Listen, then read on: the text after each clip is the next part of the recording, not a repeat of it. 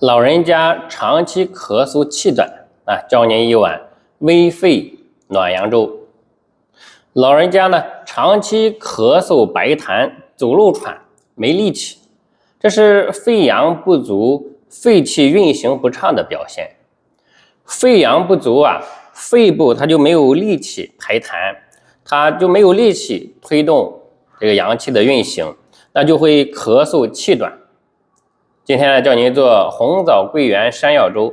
我们用小米50克泡上30分钟，加上5颗红枣、3颗桂圆、50克山药切成小块，煮上30分钟至粘稠的状态。红枣桂圆呢，它能补气温肺，山药呢能健脾养肺。煮得软软烂烂，易咀嚼，老人呢每天喝上1碗，1个月后呢，咳嗽气短的情况呢就会减轻。饭后呢也慢慢走上10来分钟，养肺呢效果会更好，因为能活动气血嘛。